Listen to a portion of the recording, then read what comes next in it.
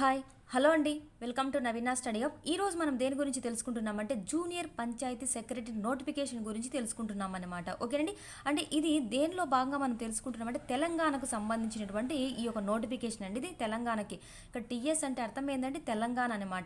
ఇప్పుడు దీన్ని ఏమంటామంటే జేపీఎస్ అంటారండి. జేపీఎస్ అంటే జూనియర్ పంచాయతీ సెక్రటరీ అనమాట. ఓకే అండి, అంటే మీరు ఇది ఇలా రాసినప్పుడు మీరు అర్థం చేసుకోలేరేమో కానీ ఇక్కడ అందుకే మీకు పూర్తిగా రాయడం అయితే జరిగిందనమాట.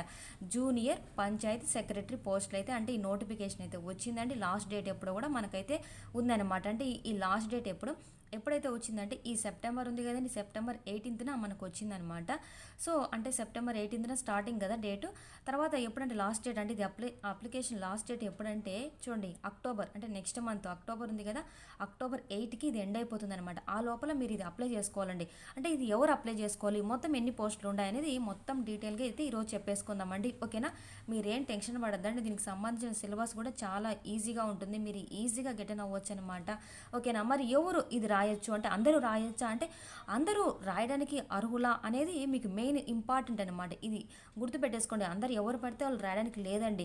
ఎవరైతే జిల్లా స్థాయిలో, రాష్ట్ర స్థాయిలో, జాతీయ స్థాయిలో ఎవరికైతే అవార్డ్స్ అంటే స్పోర్ట్స్ కోటా కింద మెడల్స్ వచ్చింటాయి కదండి, వాళ్ళు మాత్రమే ఇక్కడ అర్హులుగా మీరు పరిగణించాలన్నమాట. అంటే పరిగణిస్తారండి. ఓకేనా, అది గుర్తుపెట్టేసుకోండి. ఇక్కడ ఓన్లీ స్పోర్ట్స్ కోటా కింద వచ్చేటువంటి జాబ్స్ అనమాట. ఓన్లీ ఎవరికైతే ఆ సర్టిఫికేట్ ఉంటుందో, స్పోర్ట్స్ కోటా కింద ఎవరికైతే ఆ సర్టిఫికేట్ ఉంటుందో వాళ్ళు మాత్రమే ఈ జాబ్స్కి అనేది అప్లికబుల్ అనమాట. అది గుర్తుపెట్టేసుకోండి. ఎవరు పడితే వాళ్ళు అప్లై చేయడానికి లేదండి. ఎందుకంటే లాస్ట్లో మనకి అంటే మీరు ఫేక్ అని అలాంటి పెట్టడానికి లేదు కదండి. ఖచ్చితంగా మనకు ఆ సర్టిఫికేట్ ఉంటేనే మనం అప్లై చేసుకోవాలన్నమాట.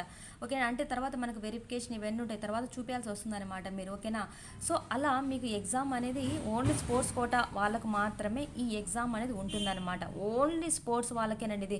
ఇంకా ఎవరు పడితే వాళ్ళు రాయడానికి లేదనమాట. అందులో చూడండి మొత్తం ఎన్ని పోస్టులు ఉన్నాయంటే మనకి ఈ జేపీఎస్కి సంబంధించినవి 172 ఉన్నాయన్నమాట. ఓకే అండి, మొత్తం ఎన్ని ఉన్నాయంటే పోస్టులు 170. ఇది తెలంగాణలో గుర్తుపెట్టేసుకోండి. ఓన్లీ తెలంగాణ అభ్యర్థులకు మంచి అవకాశం అనమాట.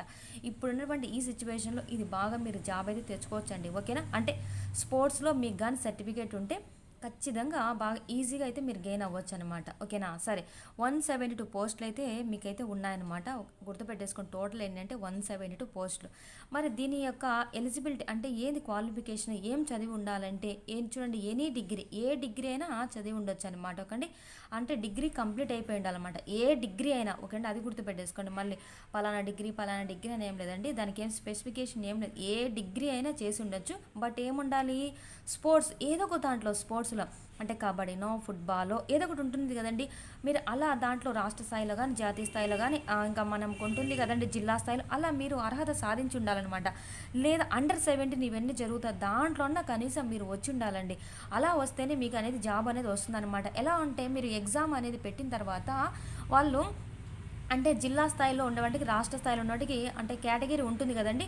అంటే తక్కువ నుంచి ఇట్లా చూస్తారు కదా. ఇప్పుడు మీకు ఎక్కువ మార్కులు వచ్చినాయి అనుకోండి, కానీ ఇక్కడ స్పోర్ట్స్ కోటా కింద ఇప్పుడు ఎక్కువ అంటే పొజిషన్లో ఉండారనుకోండి, అంటే ఏందని జాతీయ స్థాయిలో అతనికి ఎక్కువ బాగా మంచి పొజిషన్లో ఉన్నాడు, తక్కువ మార్కులు వచ్చినాయి అయినప్పటికీ అతనికే ఇస్తారనమాట. మీకు ఎక్కువ మార్కులు వచ్చినాయి, మీరు లాస్ట్ ఎక్కడో అండర్-17లోనో లేకుంటే జిల్లా స్థాయి ఇలా ఉన్నారనుకోండి, మీకు రాదనమాట. అలా అయ్యే ఇక్కడ ఎవరు దేనికి బాగా హై ప్రియారిటీ ఇస్తున్నారంటే స్పోర్ట్స్కి ఇస్తున్నారనమాట. స్పోర్ట్స్ ఎక్కడ ఎక్కువ ఉంటుందో వాళ్ళకు మాత్రమే అదొక ఆ స్పెసిఫికేషన్ వాళ్ళకు మాత్రమే ఎక్కువ ఉంటుందన్నమాట. అది గుర్తుపెట్టేసుకోండి.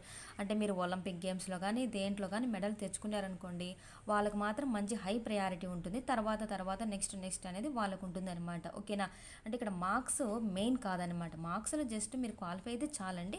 బట్ ఇక్కడ స్పోర్ట్స్ అయితే మీకు ఖచ్చితంగా ఆ యొక్క సర్టిఫికేట్ అయితే ఉండాలండి. అది మీకు గోల్డ్ మెడల్ అయినా, సిల్వర్ మెడల్ అయినా ఏదైనా కానివ్వండి, ఖచ్చితంగా అయితే మీకు సర్టిఫికేట్ అయితే గ్యారెంటీగా ఉండాలన్నమాట. ఏజ్ వచ్చేస్తే 18 to 44 ఇయర్స్ అనేది మీకు అంటే ఉంటుందన్నమాట. ఇంకా ఏజ్ రిలాక్సేషన్ అనేది ఇంకా నార్మలే కదండి.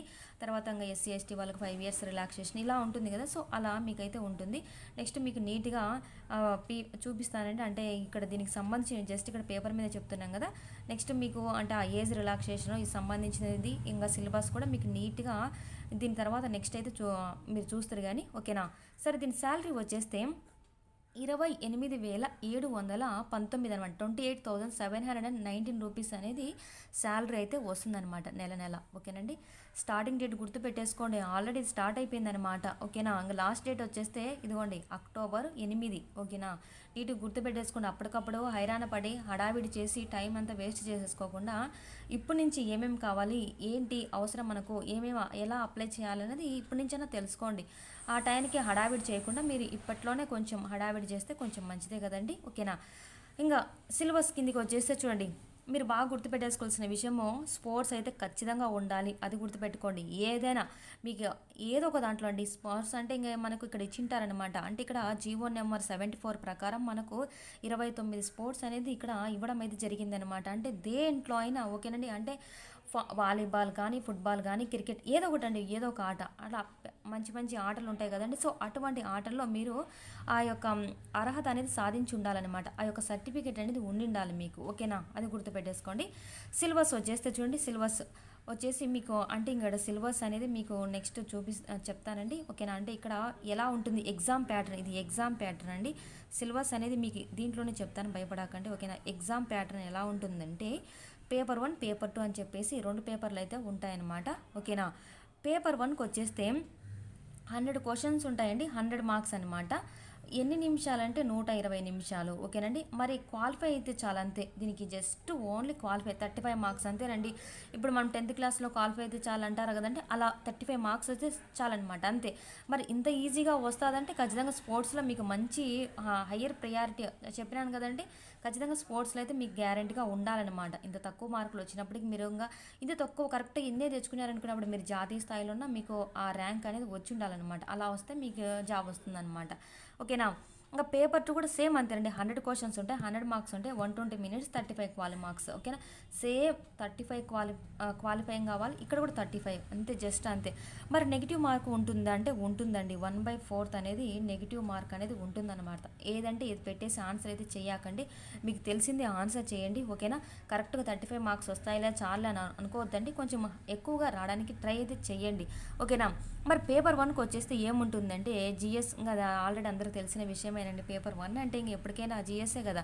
అంటే జనరల్ స్టడీస్ ఉంటుంది. ఇంకా కల్చర్ హిస్టరీ ఆఫ్ తెలంగాణ, అంటే తెలంగాణకు సంబంధించినవి ఇవన్నీ చదవాల్సి వస్తుంది మీరు. దాని నెక్స్ట్ మెంటల్ అబిలిటీ ఇవన్నీ ఉంటాయి కదండి. ఇంకా నార్మల్ అండి, మామూలు ఇంకా తెలంగాణకు సంబంధించిన అవన్నీ చదివేస్తారు. మెంటల్ అబిలిటీ అవన్నీ నేర్చేసుకుంటారు. నెక్స్ట్ కరెంట్ అఫైర్స్ ఇవన్నీ ఉంటాయి కదా, అవన్నీ కామన్ అనమాట పేపర్ 1కి. నెక్స్ట్ పేపర్ 2కి వచ్చేస్తే మీకు తెలంగాణ పంచాయతీ యాక్ట్ ఉంటుంది కదండి, 2018ది, అది నేర్చుకోవాల్సి వస్తుంది. Then next rural development. Okay అండి. రూరల్ డెవలప్మెంట్కి సంబంధించిన ప్రోగ్రామ్స్, స్కీమ్స్ ఇవన్నీ మీరు నేర్చుకోవాల్సి వస్తుందన్నమాట. అంటే ఇక్కడ మీరు ఎక్కువ బాగా నేర్చుకోవాల్సింది ఏంటంటే పేపర్ 1కైనా పేపర్ 3కైనా ఇక్కడ మీకు పాలిటీ ఇవన్నీ వస్తాయి కదండి జిఎస్లో.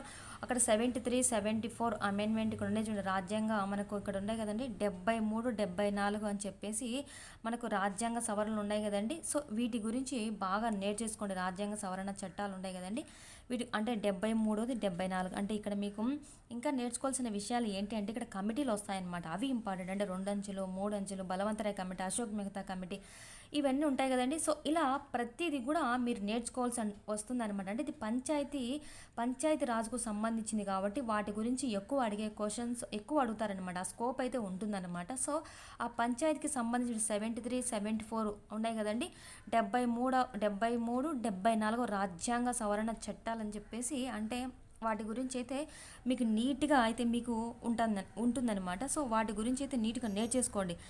మీకు అర్థమైపోతుందండి వీటి గురించి. అంటే ఇక్కడ పంచాయతీ గురించి అడుగుతున్నారు కాబట్టి వీటి గురించి మీకు ఎగ్జామ్ అనేది ఉంటుందన్నమాట. ఓకేనా. అంటే వీటి గురించి అని కాదు, ఎక్కువ వీటి గురించి ఎక్కువ అడుగుతారనమాట.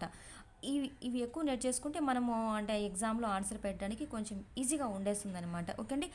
ఇదంతా మనకు సంబంధించిన దీనికి జేపీఎస్ తెలంగాణకు నోటిఫికేషన్ సంబంధించినటువంటి మొత్తం దీని గురించి డీటెయిల్గా మనమైతే చెప్పడం అయితే జరిగిందండి. ఒకసారి మీకు ఇంకా ఏదైనా కానీ డౌట్ ఉంటే మాత్రం అడిగేయండి. మీకైతే ఖచ్చితంగా స్పోర్ట్స్లో అయితే ఓ సర్టిఫికేట్ అయితే ఉండాలన్నమాట. ఓకేనండి.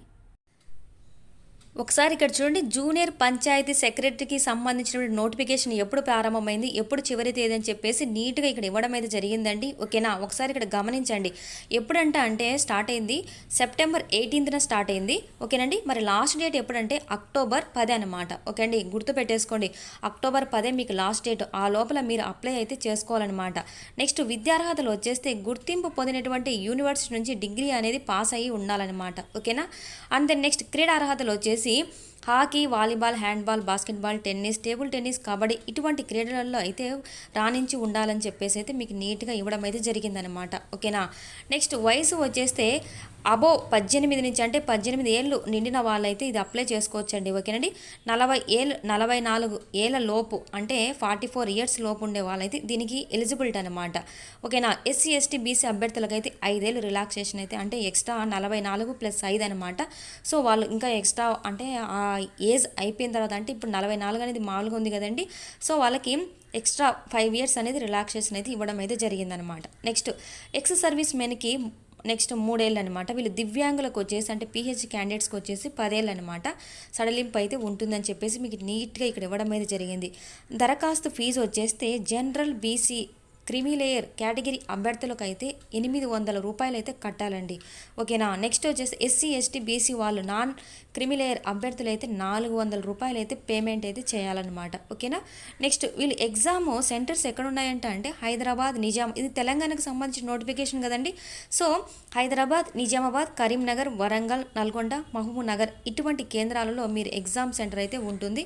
సో ఇక్కడ అయితేనే మీరు అప్లై చేసుకుంటే మీకు ఆ సెంటర్లో ఎగ్జామ్ అనేది రాసుకోవచ్చు అనమాట. ఓకేనా, ఇది ఎలా ఎంపిక చేస్తారంటే రిటర్న్ ఎగ్జామ్ అనమాట, అంటే రాత పరీక్ష ద్వారా మీకైతే ఇది ఎంపిక అనేది ఉంటుందన్నమాట. వేతనం వచ్చేస్తే, అంటే శాలరీ వచ్చేస్తే 28,719 రూపాయలు అయితే దీని యొక్క శాలరీ అనమాట. ఓకేనండి, మొత్తం ఖాళీలు 172 అని చెప్పినాం కదండి. మరి ఏ జిల్లాలో ఎన్ని పోస్టులు అయితే ఉన్నాయో ఒకసారి అయితే చూడండి. ఆదిలాబాద్ డిస్టిక్లో అయితే 6 అయితే పోస్టులు అయితే ఉన్నాయన్నమాట, ఆ 172కు సంబంధించినట్టండి. భద్రాద్రి కొత్తగూడెం వచ్చేసి 7, జగిత్యాల 5 అండి, జనగాం 4, జయశంకర్ భూపాలపల్లి ములుగు డిస్టిక్లో వచ్చేస్తే 6 అనమాట. ఇది జోగులాంబలో వచ్చేసి 3 అండి, కామారెడ్డికి వచ్చేస్తే 8 పోస్టులు అయితే ఉన్నాయన్నమాట. కరీంనగర్కి వచ్చేసి 4 అండి, ఖమ్మం వచ్చేస్తే 9, కొమరం భీం ఆసిఫాబాద్ వచ్చేస్తే 4 అనమాట, మహబూబాబాద్ 7 అండి, మహబూబ్ నగర్ నారాయణపేట 10, మంచిర్యాల అయితే 4 అనమాట, మెదక్లో 6 అండి.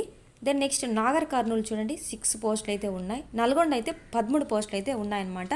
దెన్ నెక్స్ట్ నిర్మల్లో వచ్చేస్తే 6 అండి, నెక్స్ట్ నిజామాబాద్లో వచ్చేస్తే 8, పెద్దపల్లిలో 3 అంట అండి, రాజన్న సిరిసిల్లలో వచ్చేస్తే 3 పోస్టులు, రంగారెడ్డిలో 7, సంగారెడ్డిలో 8, సిద్దిపేట 6 అండి, సూర్యాపేట 6 పోస్టులు, వికారాబాద్లో 8 అయితే ఉన్నాయంట, వనపర్తిలో 3 అండి, వరంగల్ రూరల్లో 5, వరంగల్ అర్బన్లో 1 అంట, యాదాద్రి భువనగిరిలో 6 అయితే పోస్టులు అయితే ఇక్కడ మీకు నీట్గా మెన్షన్ చేయడం అయితే జరిగిందండి. మొత్తం ఇవి మనకు 172 పోస్టులకు సంబంధించినటువంటి మొత్తం డీటెయిల్స్ అయితే మీరు నీట్గా గమనించండి ఒకసారి. ఏ జిల్లాలో ఎన్ని పోస్టులు అయితే ఉన్నాయని చెప్పేసి మీకు నీట్గా అయితే ఇక్కడ ఇవ్వడం అయితే జరిగిందండి. ఓకే, నెక్స్ట్ సిలబస్ చూడండి ఒకసారి. ఇది మనకు రిటర్న్ ఎగ్జామినేషన్ అయితే ఉంటుందన్నమాట. పేపర్ 1, పేపర్ 2 ఆబ్జెక్టివ్ టైప్లో మీకు అయితే ఎగ్జామ్ అనేది కండక్ట్ అయితే చేస్తారండి. ఓకేనా, పేపర్ 1 వచ్చేస్తే మీకు general studies and mental ability, culture and history of Telangana అని ఆల్రెడీ మీకు అయితే చెప్పడం జరిగింది కదండి. ఇక్కడ వచ్చేస్తే నెంబర్ ఆఫ్ క్వశ్చన్స్ వచ్చేస్తే 100 అంట అండి.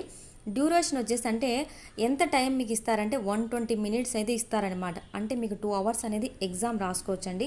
ఓకేనా, మ్యాక్సిమం మార్క్స్ వచ్చేస్తే 100 మార్క్స్, 100 క్వశ్చన్స్కి 100 మార్క్స్ అనండి. ఓకేనా, మరి పేపర్ 2 వచ్చేస్తే Telangana panchayat raj act 2018, rural development programmes, other government schemes including those of government of India and government of Telangana. దీనికి కూడా సేమ్ అండి, 100 మార్క్స్, 120 మినిట్స్, మ్యాక్సిమమ్ మార్క్స్ వచ్చేస్తే 100 అనమాట. ఓకేనా, మరి సిలబస్ విషయానికి వచ్చేస్తే మీరు ఒకసారి గమనించండి. పేపర్ 1 ఇదండి, జనరల్ స్టడీస్. ఇప్పుడు చెప్పాం కదండి మీకు general studies and mental ability అని ఇక్కడ నీట్గా ఇచ్చేసారు కదండి. సో మీరు ఫోకస్ చేయాల్సిన జనరల్ స్టడీస్ పైన, మెంటల్ ఎబిలిటీ పైన. ఓకేనా, ఒకసారి గమనించండి. Current affairs, regional, national, international అని చెప్పేసి మీకు నీట్గా మెన్షన్ చేయడం జరిగింది. Then next international relations and events, general science in everyday life including computer science, environmental issues and disaster management, geography and economy of India and Telangana, Indian constitutions silent features. Okay అండి, ఇక్కడ మీకు రాజ్యాంగం గురించి నీట్గా నేర్చుకోవాలంటే మొత్తం ఏం చదవనవసరం లేదండి. 73, 74 అనేది అంటే ఆ రాజ్యాంగ సవరణ చట్టాల గురించి అయితే మీరు నీట్గా అయితే నేర్చేసుకోండి. ఓకేనండి. Then next Indian political system and government. Next వచ్చేసి modern India history with focus on Indian national movement అనమాట. Next history of Telangana and Telangana movement. చూడండి, society, culture, heritage, arts and literature of Telangana, policies of Telangana state, mental ability, ఇక్కడ verbal and non verbal ఉంటుందన్నమాట. Logical reasoning, comprehension, rearrangement of sentence with a view to improving analysis of passage అనమాట. Next numerical and అరిథమెటికల్ abilities. మొత్తము 13 అయితే ఇక్కడ మీకు అయితే కనిపిస్తున్నాయి కదండి సిలబస్లో. సో వీటిపైన కొంచెం ఫోకస్ అయితే చేయండి. ఓకే అండి. అంటే 35 కదా మనకు క్వాలిఫైయింగ్ అని చెప్పేసి ఆ మాత్రం చదవద్దండి దయచేసి. కొంచెం బాగా అయితే ప్రిపేర్ అవ్వండి. ఓకే కదండి. దెన్ నెక్స్ట్ పేపర్ 2 సిలబస్ చూడండి ఒకసారి. మీకు ఆల్రెడీ చెప్పేసాము Telangana panchayat raj act 2018 rural development programmes అని చెప్పేసి చెప్పాం కదండి. ఇది కూడా సేమ్ 100 మార్క్స్ అండి మనకు. ఇది ఒకసారి గమనించండి. 100 మార్క్స్ 100 క్వశ్చన్స్ అనమాట. ఓకేనా. ఒకసారి ఇది మీరు గమనిస్తే నీట్గా అంతా మనకు రూరల్కి సంబంధించినటువంటి క్వశ్చన్స్ అయితే ఇవ్వడం అయితే జరుగుతుందనమాట. ఇది ఒకసారి చూడండి మీరు సిలబస్ అయితే నీట్గా. మరి వీటిపైన మీరు కొంచెం ఫోకస్ చేసి చదివితే మీకు నీట్గా అర్థమైపోతుంది అనమాట. ఇక్కడ మీకు కొన్ని అంటే కొంచెం గుర్తుపెట్టుకోవడం కొంచెం కష్టమేనండి. అంటే ఇది మనకు అంతగా టచ్ అయితే ఉండదు కాబట్టి కొంచెం అయితే కష్టమవుతుంది. సో వీటిపైన కొంచెం అయితే ఫోకస్ అయితే చేయండి. కొంచెం కాదండి, మరీ ఎక్కువనే ఫోకస్ అయితే చేయాలి. ఎందుకంటే దీనిపైన అసలు నాలెడ్జ్ లేని వాళ్ళు కూడా ఉంటారు కదండి. సో జిఎస్ అంటే అందరికీ నాలెడ్జ్ ఉంటుంది. మరి ఈ పేపర్ 2 అనేది కొద్దిగా అంటే అందరికీ అని కాదండి, కొంతమందికే ఉంటుంది కాబట్టి నాలెడ్జ్. ప్రతి ఒక్కరికి కూడా మీకు రావాలి, జాబ్ కొట్టాలి అని అనుకునే వాళ్ళు దీనిపైన కొంచెం ఫోకస్ అయితే పెట్టండి. ఖచ్చితంగా మీకైతే జాబ్ అయితే వస్తుంది. ఇంకొక విషయం గుర్తుపెట్టేసుకోవాల్సిన విషయం ఏంటి అంటే మీకైతే స్పోర్ట్స్లో అయితే ఖచ్చితంగా సర్టిఫికేట్ అయితే ఉండాలి. లేదంటే కష్టం అండి. లేదంటే అసలు రాయడానికే లేదు ఎగ్జామ్. ఇది స్పోర్ట్స్ కోటా కింద కదండి. ఈ పోస్టులే అక్కడ మెన్షన్ చేశాడు కదా, 172 పోస్టులు కూడా ఓన్లీ స్పోర్ట్స్ కోటా వాళ్ళకి మాత్రమే. రిమైనింగ్ పీపుల్ రాయడానికి లేదనమాట. ఎవరైతే స్పోర్ట్స్లో అది స్పోర్ట్స్ ఏదైనా ఏ స్పోర్ట్స్ అయినండి. సో అంటే ఏ స్పోర్ట్స్ అంటే అక్కడ మెన్షన్ చేశారు కదా. సో అందులో మీరు ఏదో ఒక దాంట్లో ఖచ్చితంగా మీరైతే క్వాలిఫై అంటే అది మాత్రం మీకు ఖచ్చితంగా ఈ ఎగ్జామ్ అయితే రాయొచ్చు. ఎవరు పడితే వాళ్ళు రాయడానికి లేదండి. ఓన్లీ స్పోర్ట్స్ కోటా వాళ్ళు మాత్రమే. అది గుర్తుపెట్టేసుకోండి. ఓకే కదండి. Thank you.